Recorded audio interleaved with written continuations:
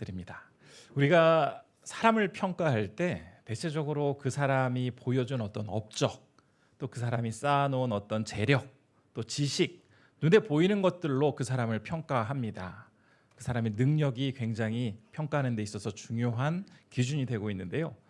이런 사회적인 현상 때문에 그런지 이 어떤 정치, 사회 이런 분야에서 리더를 세울 때에 그 사람이 출중한 능력만 가지고 있으면 뭐 이 사람이 종교 지도자가 세워지는 것도 아니고 뭐 윤리 선생을 세우는 것도 아닌데 뭐 그 정도쯤이야 하면서 수용하고 받아들이는 그런 모습을 많이 보게 되죠. 사람의 어떤 됨됨이, 성품 이런 것보다는 얼마나 많은 재력이 있느냐, 실력이 있느냐, 또 지식을 갖추고 있느냐 이런 것들이 우리가 살아가는 오늘날의 사람의 평가 기준입니다. 그런데 이 세상이 조금씩 변해가고 있습니다. 바로 이 인공지능이라는 것이 등장을 하면서 많은 것들을 지금 뒤바꾸어 놓고 있는데요. 사실 이 인공지능이라는 용어는 1950년도부터 이렇게 사용된 아주 오랫동안 사용된 용어죠. 그렇지만 크게 사람들 사이에서 두각을 나타내지 못하다가 몇 년 전에 이 알파고라든지 챗GPT 이런 것들이 등장을 하면서 다시 사람들의 입에 자주 오르내리게 되었습니다. 실제로도 이 인공지능이 우리의 삶을 많이 바꾸어 놓고 있죠. 많은 사람들이 일자리를 고민해야 될 때가 되었고 또 인공지능이 가지고 있는 그 지식의 정도는 사람들의 그 지식 격차를 점점 줄여가고 있습니다. 그래서 이 세계 경제 포럼이라는 곳에서 올해 초에 발표한 그 미래 직업 보고서라는 것이 있는데요. 이렇게 이야기를 하더라고요. 제가 한번 읽어드려 보겠습니다. 앞으로는 AI가 대체하기 어려운 인간의 고유의 역량, 즉 비판적 사고와 창의력 그리고 다른 사람의 마음에 공감하고 소통하는 능력이 미래의 핵심 가치가 될 것이다 라고 전망하고 있습니다.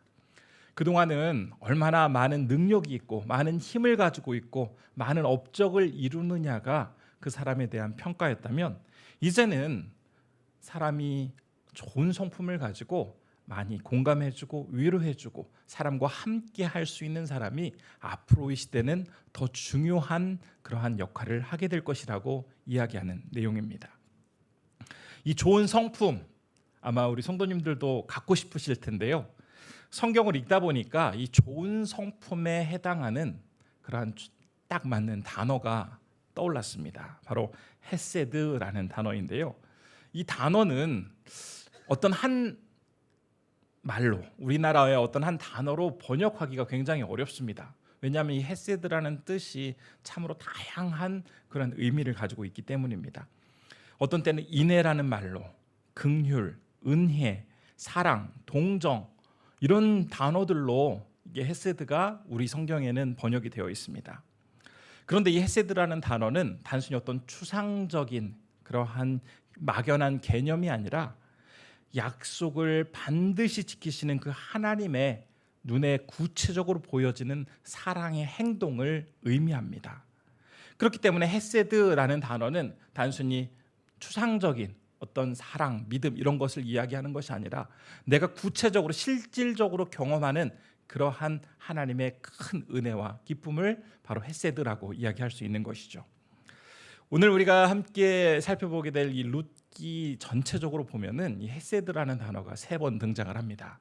한 번은 오늘 본문 1장 8절에 등장을 하는데요. 오늘 우리 본문에서는 그 헤세드라는 단어가 선대라는 한국어로 표현이 되어 있습니다. 그리고 2장 20절에 보면은 이 헤세드라는 단어가 은혜라는 그러한 단어로 표현이 되어 있고 3장 10절에서는 인애라고 표현이 되어 있습니다. 이 룻기 전체적으로 보았을 때 이렇게 중간중간 헤세드라는 단어를 배치시켜 놓음으로써 마치 이 하나님의 헤세드를 경험한 사람이 다시 이 헤세드를 실천함으로써 이 구체적인 눈에 보이는 이 헤세드의 모습들을 통해서 개인이 회복되어지고 가정이 회복되어지고 또 민족과 공동체가 회복되어지는 이런 헤세드의 선순환 구조에 대해서 이야기하고 있는 것이 바로 이 룻기 전체적인 그러한 구조이죠. 그래서 이 시간 한 사람뿐만 아니라 가정 그리고 공동체와 민족까지도 놀랍게 변화시킨 이 헤세드의 능력, 그것을 한번 우리 성도님들과 함께 살펴보려고 합니다. 조금 전 읽었던 1장 6절에서 18절의 말씀을 보면 이 나오미가 굉장히 커다란 슬픔 가운데 있다라는 것을 다 느끼셨을 겁니다. 나의 기쁨이라는 이 나오미의 뜻과는 정반대로 굉장히 슬프고 안타깝고 고통스러운 그러한 처지에 놓여 있습니다. 이 나오미가 살던 시기는 주전 약 12세기경으로 전해집니다. 사사시대인데요. 당시에는 정치적으로나 사회적으로 굉장히 불안정한 시대였습니다. 게다가 지금 오늘 본문에서도 이야기하고 있는 것처럼 이 유대 지방에 큰 가뭄이 들면서 먹을 것이 없었습니다. 더 이상 자신의 그 고향에서 살 수 없었던 나오미는 남편과 아이들을 데리고 이방 땅인 모압으로 건너갑니다.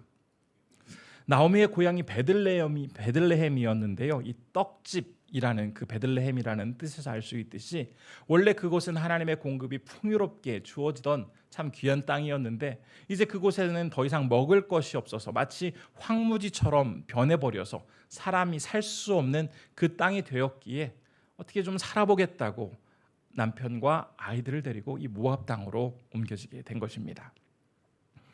하지만 그 땅에서 마주한 현실은 기대와는 너무나 달랐죠.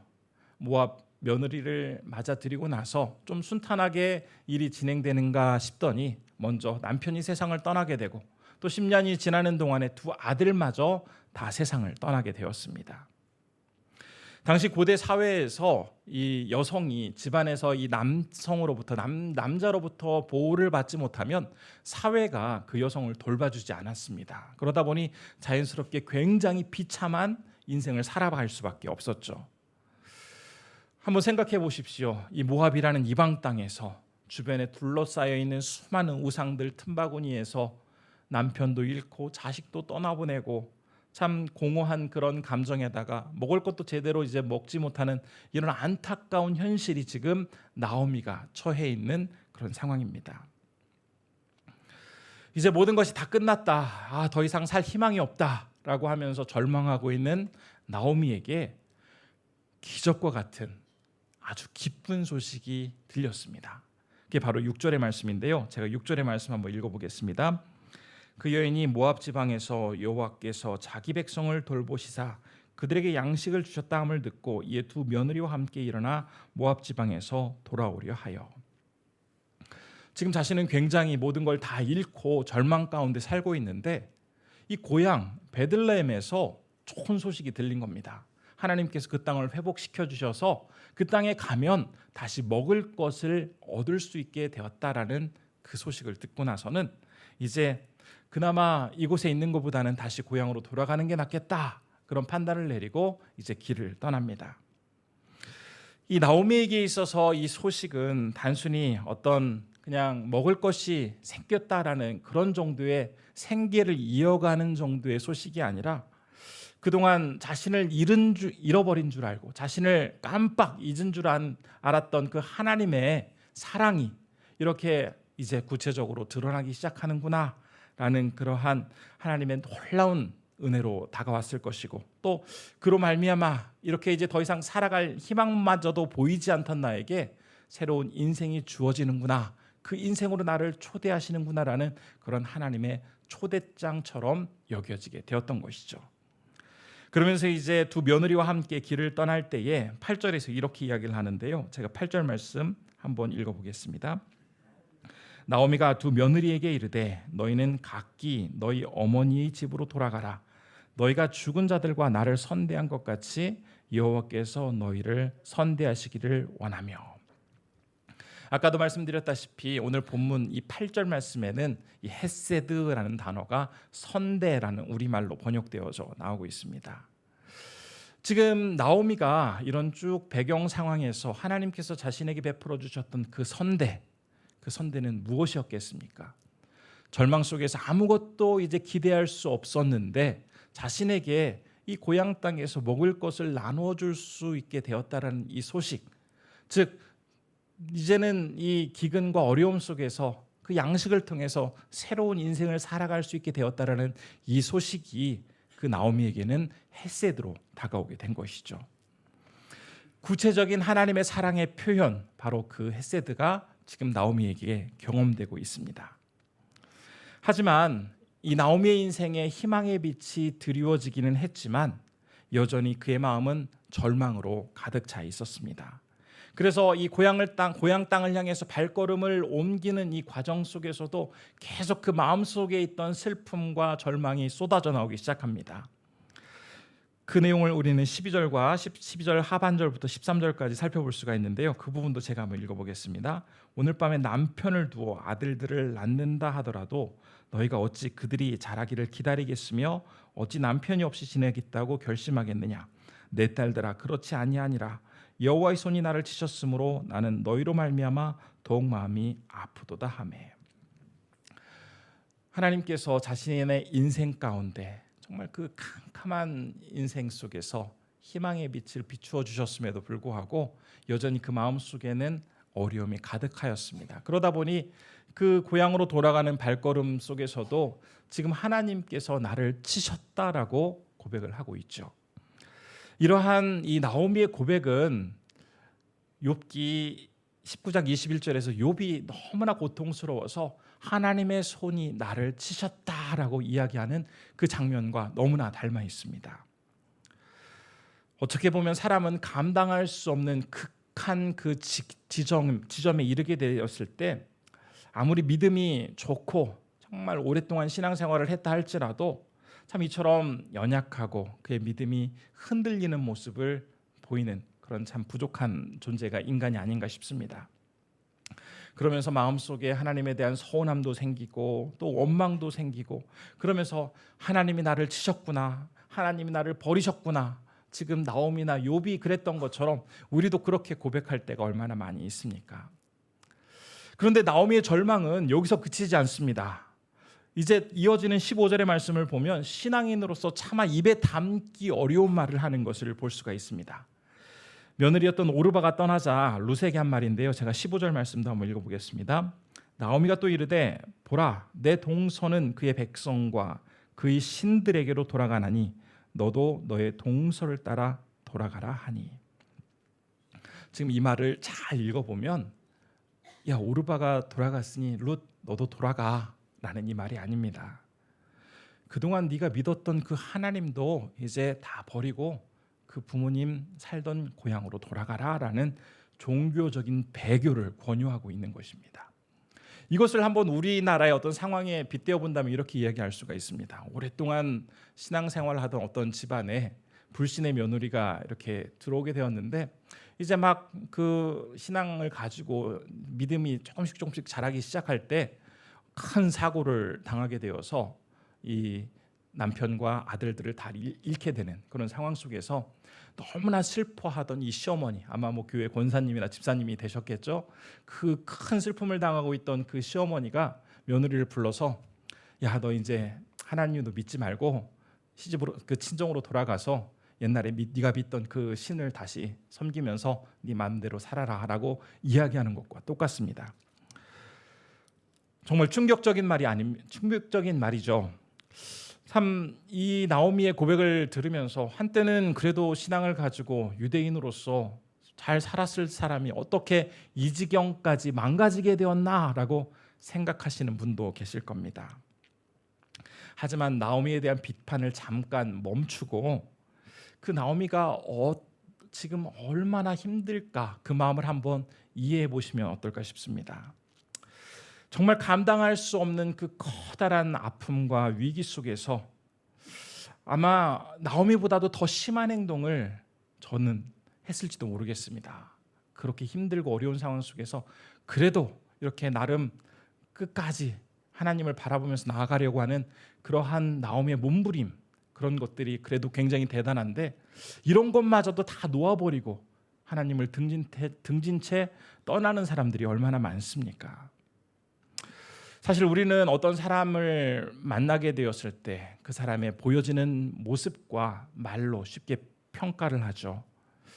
그러다 보니 그 사람이 처한 상황을 정확하게 알지 못한 채 내 기준에서 내 판단으로 그 사람을 딱 정죄해 버립니다. 만일 내 앞에 서 있는 사람이 겉으로는 웃고 있지만 지금 이 나오미가 당하고 있는 것처럼 커다란 슬픔과 아픔 속에서 신음하고 있는 사람이었다면 그 사람에게 다가가서 당신은 왜 그렇게밖에 행동을 하지 못합니까? 그리스도인이라면서 어떻게 그런 말을 할 수 있습니까? 라고 이렇게 훈계를 한다면 이러한 말이 결코 그 사람에게는 커다란 위로와 도전으로 다가오지는 않을 것입니다. 우리는 사실 그 상대방의 상황에 대해서 정확히 알지 못한 채 단지 내 입장, 내 생각으로 그 사람을 판단하고 모든 말을 하기 때문에 오히려 내 말이 상대방에게 힘과 용기가 아니라 그 사람을 더 갈기갈기 찢어놓는 것 같은 고통을 줄 때가 많이 있죠. 그러다 보니 19세기 스코틀랜드의 목회자였던 이언 맥라렌이라는 목사님은 이렇게 이야기를 하십니다. 다른 사람에게 친절하라. 당신이 만나는 모든 사람은 저마다 힘든 싸움을 치르고 있기 때문이다. 내가 만나는 사람이 굉장히 부유해 보이고 정말 잘 되어서 많은 사람들의 부러움을 받고 있고 도저히 저 사람에게는 어떤 슬픔이나 안타까움이 없을 것 같아 보이는 사람이라 할지라도 나름 저마다 그 내적으로는 극심한 전쟁을 치르고 있기 때문에 우리는 함부로 다른 사람에게 말을 하거나 그 사람을 판단하거나 그 사람을 힘들게 해서는 안 된다라는 그런 말입니다. 어떤 경우에는 자신은 괜찮지만 가족 때문에 힘들어하는 사람도 있고 자신이 하고 있는 일 때문에 아니면 건강 때문에 우리가 알 수 없는 그런 여러 가지 이유 때문에 힘들어하는 그 사람들에게 날카로운 비난과 정죄는 오히려 커다란 상처가 될 뿐입니다. 그렇기 때문에 누구를 만나더라도 우리는 늘 친절하고 또 다정다감하게 그 상대방을 대할 수 있는 그런 태도가 필요하죠. 그렇기 때문에 우리는 이 나오미를 단순히 비난하고 어떻게 저럴 수 있느냐라고 정죄할 것이 아니라 나오미를 한번 마음속 깊이 이해하면서 오늘 본문의 말씀을 보셨으면 좋겠습니다. 12절부터 15절의 말씀을 통해서 어떻게 보면 더 이상 낮아질래야 낮아질 수 없는 인생의 정말 저 밑바닥까지 내려간 나오미의 모습을 보았습니다. 지금 이 룻기를 기록했을 것으로 전해지는 사무엘 선지자가 어쩌면 왜 그렇게도 이 나오미의 인생에 대해서 처절하게 그리고 불신앙적인 모습까지도 이야기하면서 그녀의 이 처참한 상황을 우리에게 전하고 있을까요? 그 이유는 이 아주 캄캄하고 칠흑과 같은 그녀의 인생 속에서 바로 이 헤세드가 비추게 되었을 때 얼마나 은혜가 충만한 기쁨의 인생으로 변하는지를 분명하게 나타내 보이기 위해서 이렇게 그녀의 인생을 더욱더 어둡고 암담하게 그리고 있습니다. 시어머니 나오미가 지금 절망 가운데 쏟아내고 있는 그 많은 비참한 언어들, 그렇지만 그 나오미와 함께하고 있는 룻은 어머니와는 정반대의 이야기를 하고 있습니다. 어떻게 보면 처한 상황은 같은데 룻이 하고 있는 이야기는 전혀 다른 이야기를 하고 있죠. 그래서 이 시간은 이 어려운 상황 속에서 룻이 보여주고 있는 이 행동을 통해서 이 헤세드라는 것이 어떻게 우리의 삶 가운데 구체적으로 표현될 수 있는지를 함께 살펴보고자 합니다. 첫 번째, 이 헤세드라는 것은 상대방과 함께 서 있음으로써 구체적으로 나타날 수가 있습니다. 제가 14절의 말씀을 한번 읽어보겠습니다. 그들이 소리를 높여 다시 울더니 오르바는 그의 시어머니에게 입맞추되 룻은 그를 붙쫓았더라. 이제 가라고 했을 때 룻은 시어머니를 붙쫓았다고 이야기를 합니다. 꼭 붙들고 어머니를 쫓아갔다라는 그런 표현입니다. 이 말은 히브리어로 다베카인데요. 이 악교로 아주 꽉 붙여가지고 뗄래야 뗄 수 없는 그런 상태가 이르렀을 때 바로 이 단어를 사용합니다. 그냥 대충 멀찌감치 어머니를 따라간 것이 아니라 그냥 꽉 붙어가지고 어머니가 어디를 가시든지 나는 결코 놓지 않겠습니다라는 이러한 간절함으로 지금 시어머니를 따라가고 있는 것입니다. 이러한 룻의 행동은 단순히 어머니가 불쌍해서 자신의 인생이 막막해서 그렇게 가고 있는 것이 아니었죠. 어떤 상황 속에서도 나는 어머니와 함께하며 이 모든 역경을 이겨나가겠다라는 그런 결연한 의지가 이 말 속에 포함되어 있습니다. 우리가 이 상대방을 진짜로 이해하기 위해서는, 공감하기 위해서는 그 사람을 잘 알아야지만 그 사람을 공감할 수 있고 그 사람과 온전히 함께할 수가 있습니다. 영어로 이 이해하다라는 단어는 understand라고 합니다. understand. 그런데 이 understand는 언더라는, 아래를 의미하는 언더와 스탠드, 서다라는 그러한 두 단어가 합쳐져 가지고 이해하다라는 그러한 의미를 가지고 있습니다. 상대방의 아래에 섰을 때 비로소 그 상황을, 그 사람을 이해할 수 있다라는 의미의 단어인 것이죠. 지금 그 사람이 느끼고 있는 그 고난의 무게, 아픔의 그 여러 가지 과정들, 그런 것들은 그 사람이 처해 있는 그 상황 가운데 서보지 않으면 도저히 알 수가 없습니다. 그런데 지금 룻은 어머니에게 꼭 붙어서 어머니가 처하고 있는 그 상황을 자신도 동일하게 느끼고 이해하기 위해서 힘을 쏟고 있습니다. 진정한 어머니에 대한 이해를 통해서 이 헤세드라는 것이 실현되고 있는 것이죠. 우리 성도님들 혹시 고요한 택시라고 들어보셨는지 모르겠습니다. 아마 많은 분들 모르실 텐데요. 저도 이 말씀을 준비하면서 처음 들었습니다. 2016년 6월에 이 경주에서 시작된 택시인데요. 이 택시는 좀 특별합니다. 이 청각 장애인들이 줄을 이루는 그런 택시 회사라고 합니다. 지금은 서울과 남양주에서까지 이렇게 운행을 하고 있는 그런 택시 회사인데 사람들도 꽤 많아졌다고 해요.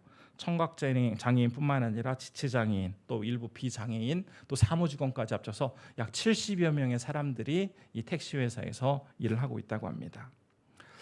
처음 이 택시 회사를 시작하게 된 이 대표의 인터뷰를 보았는데요.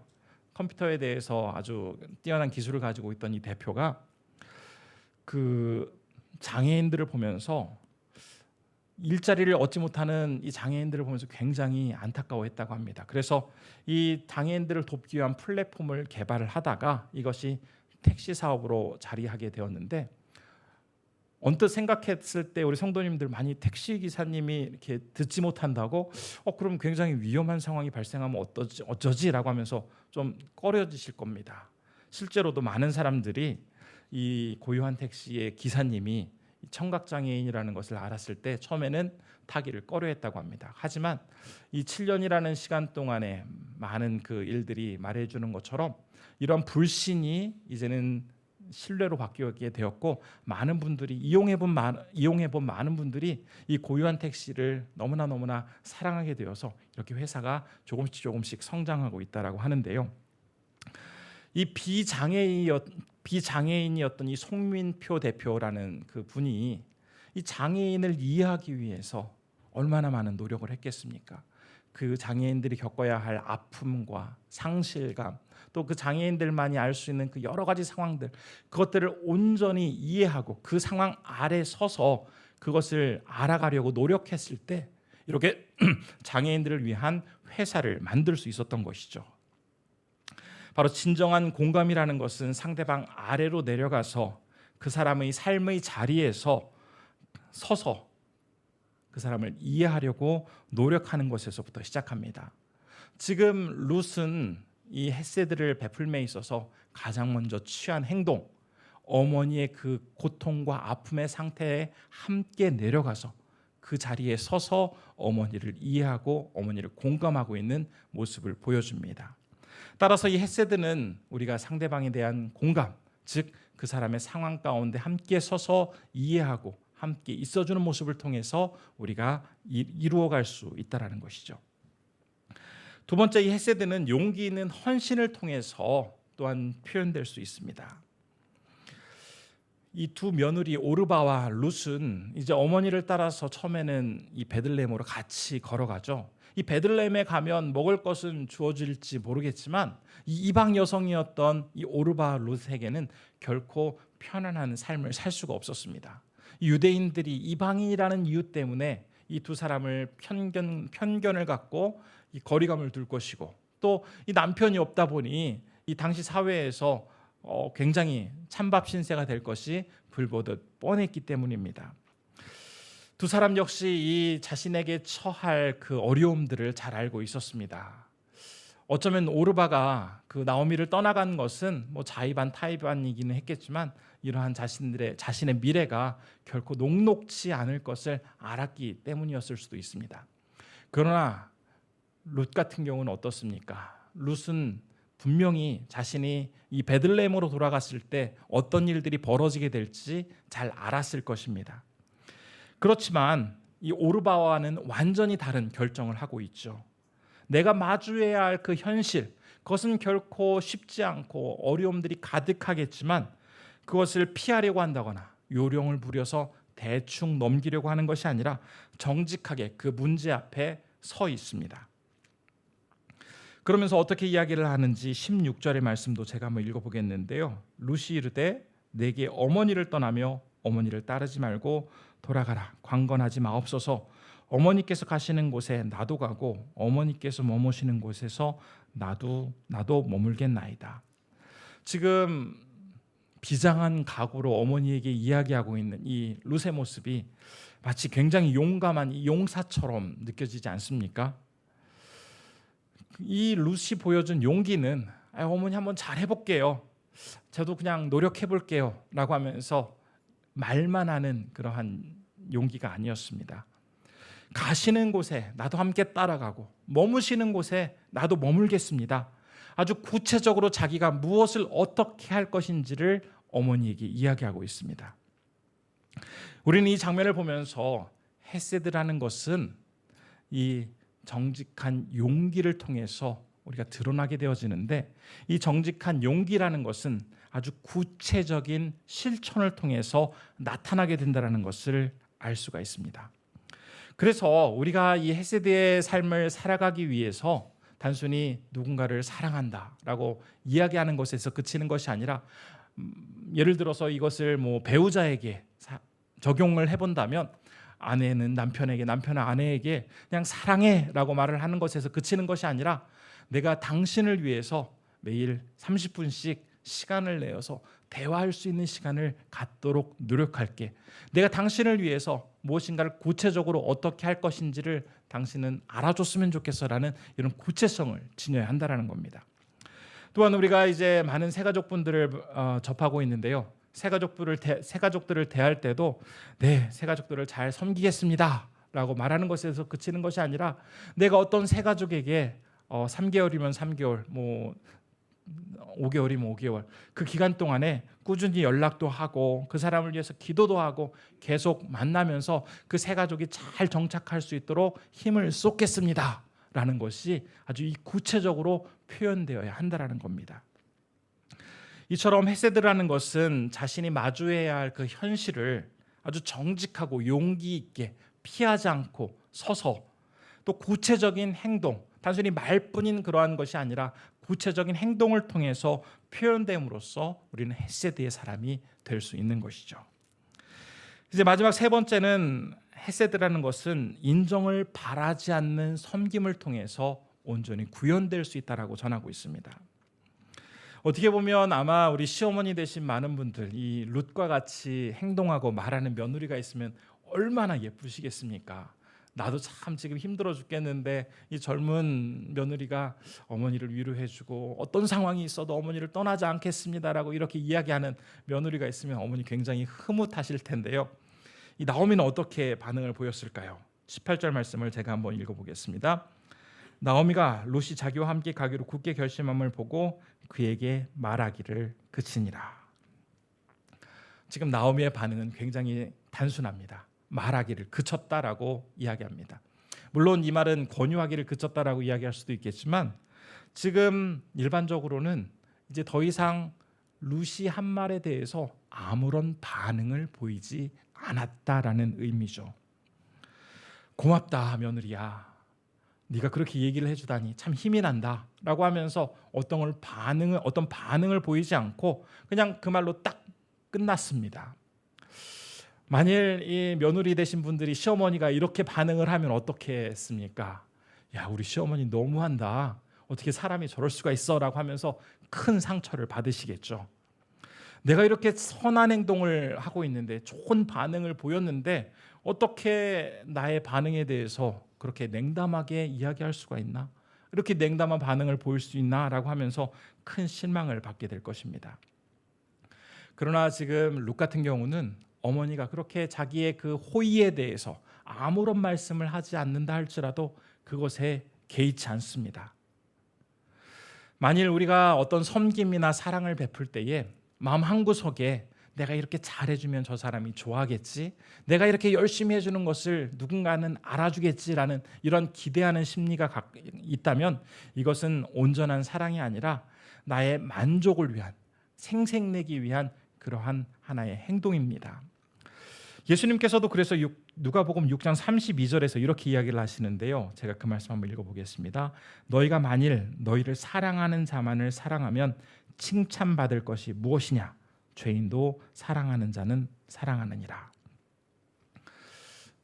내가 충분한 이유가 돼서, 내가 뭔가 조건이 돼서 사랑을 베풀어주고 섬겨주고 하는 것이 아니라 어떤 인간적인 계산 다 내려놓고 그 사람이 어떤 반응을 보일지 그런 것들도 다 내려놓고 끝까지 최선을 다해서 내가 할 수 있는 그 섬김을 다하는 것, 이것이 바로 헤세드라는 그러한 의미라는, 헤세드의 의미라는 것을 본문이 이야기하고 있습니다.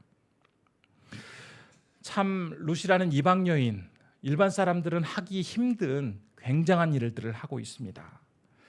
남이 알아주지도 않는데 이렇게까지 하고 있고, 또 정말 자기가 당할 그 일들이 앞으로도 캄캄한데 그럼에도 불구하고 어머니와 함께 가겠다라고 이야기를 하고 있습니다. 그런데 룻이 왜 이런 일들을 할 수 있게 되었는지 16절 후반부가 그 이야기를 해주고 있는데요.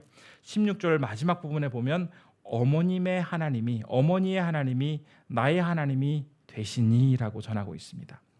이 말이 바로 룻이 그러한 행동을 할 수 있었던 그러한 가장 큰 이유가 무엇인지를 우리에게 가르쳐주는 그러한 부분입니다. 살아계신 하나님을 이제 나도 알게 되었습니다. 이제 더 이상 그 하나님은 유대인의 하나님이 아닌 이방인인 나의 하나님이 되셨습니다. 그 하나님이 나와 함께 하신다면 저 베들레헴 땅에 들어가서 내가 고난을 당하고 어려움을 당한다 할지라도 그 하나님이 반드시 나를 막아주실 것이고, 내가 그 하나님만을 바라보며 받은 그 은혜가 너무나 크기에 어머니는 몰라주신다 할지라도 나는 끝까지 내가 할 수 있는 최선을 다해 어머니를 섬기겠습니다라는 그런 반응을 보일 수 있었던 것이죠. 룻은 이러한 믿음의 결단을 한 여성입니다. 룻의 이 믿음의 결단, 이 믿음의 결단은 어떻게 보면은 한 연약한 여성의 별로 크게 주목받지 못할 그러한 행동일 수도 있습니다. 그러나 우리 하나님은 이 룻의 믿음의 결단을 결코 가볍게 여기지 않으셨죠. 훗날 이제 기업 모를 자를 만나서 그 룻이 예수님의 족보에까지 오르는 그런 엄청난 일을 감당할 수 있도록 해줍니다. 하나님께서는 어떻게 보면 절망 가운데 도저히 할 수 없는 그런 상황 속에서도 믿음을 가지고 그분으로부터 받은 그 은혜를 다른 사람들에게 나누고 실천하며 이 헷세대의 삶을 살아가는 사람을 그냥 내버려 두지 않으시고 반드시 그를 붙들어 하나님의 위대한 일꾼으로 사용해 주신다라는 것이 바로 이 룻기의 교훈인 것입니다. 하지만 이 룻의 모습과 대조적인 그러한 장면을 우리는 나오미에게서 볼 수가 있습니다. 얼마나 유대인으로서 큰 자부심을 느꼈겠습니까?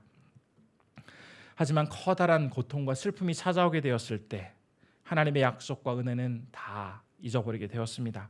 아까 초반에도 말씀을 드렸다시피 나오미의 이 행동에 대해서 우리가 비난하고자 하는 것은 아닙니다.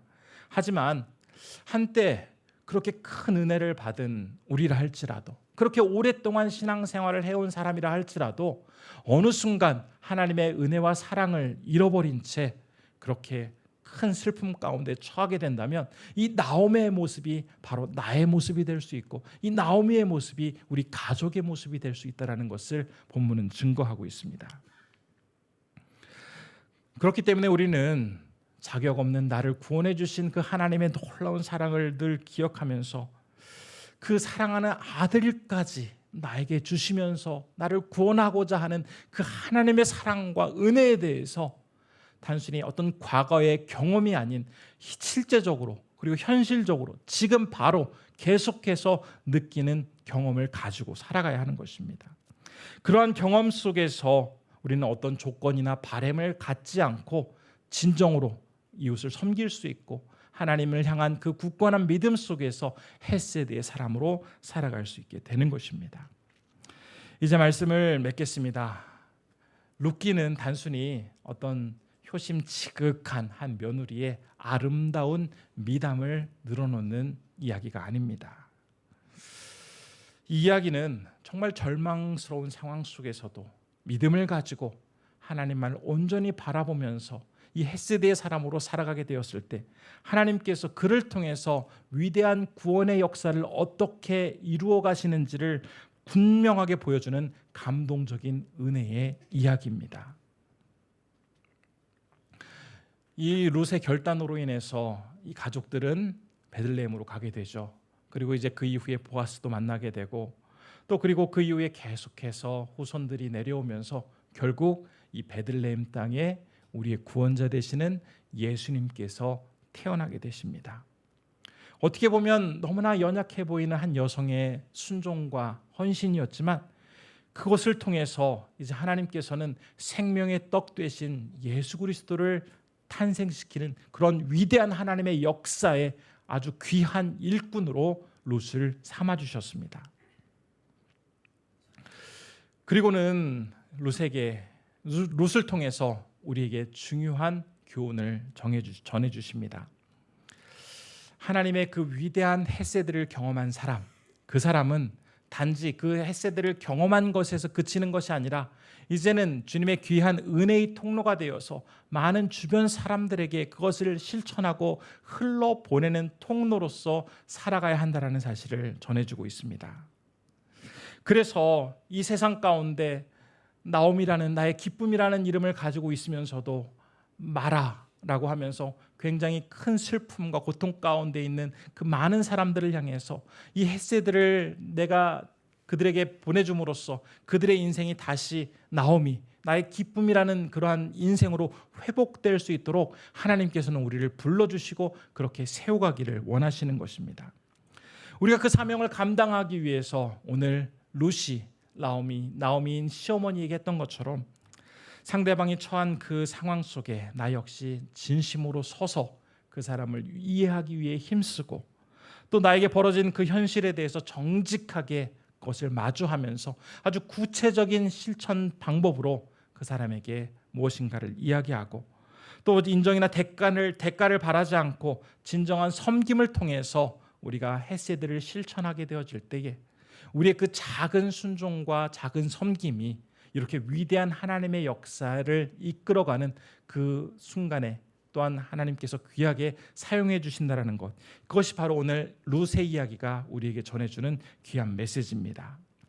따라서 우리가 이 세상을 살아가면서 나도 힘든데 어떻게 내가 남을 돌봐, 나 남 볼 그 힘도 없어, 그 사람을 도와줄 지금 내 형편이 안 돼 라고 하면서 이렇게 힘들어할 것만 힘들어하는 것이 아니라 비록 나도 힘들고 어렵지만 나에게 맡겨준 그 헤세드의 사람으로서의 사명을 내가 열심히 최선을 다해 감당하게 될 때에 하나님께서는 반드시 그 가운데 위대한 역사를 나타내 보여주실 것이라는 것을 기대하며 오늘도 힘차게 살아가신 우리 성도님들 되시기를 진심으로 소원합니다.